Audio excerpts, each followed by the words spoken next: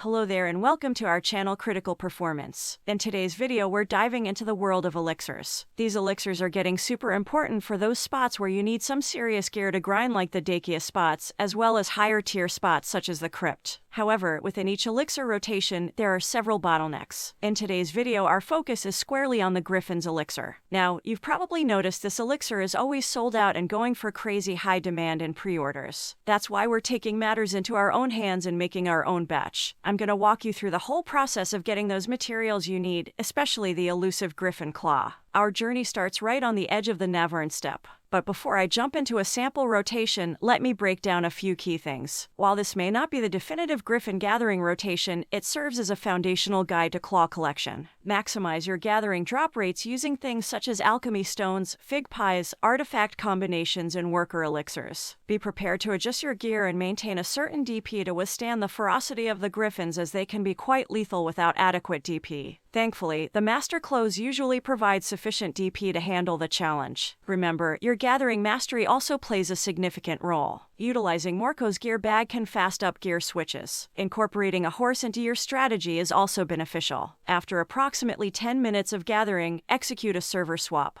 Given the extended respawn time, server swapping is indispensable. Based on my experience, I managed to acquire an average of 75 claws in 15 minutes. With 2000 gathering mastery, attaining 300 claws in an hour is a feasible outcome. Without further explanation, let's dive into a sample rotation and how I go about farming it.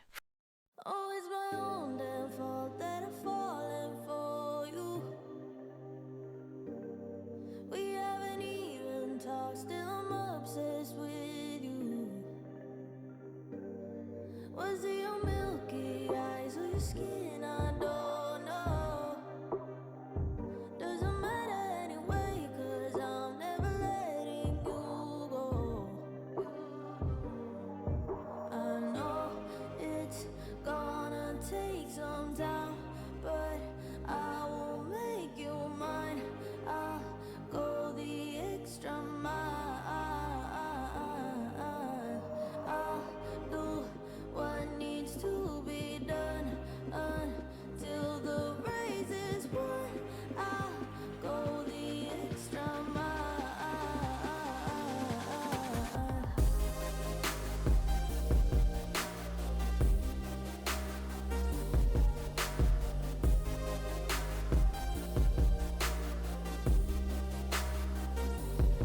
If you don't love me now, you will love me later.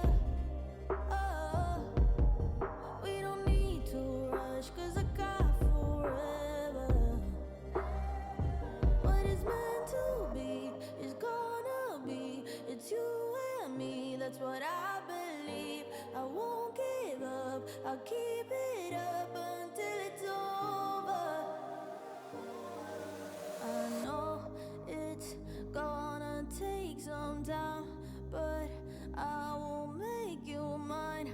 I'll go the extra mile. I'll do what needs to be done until the race is won. I'll go the extra mile.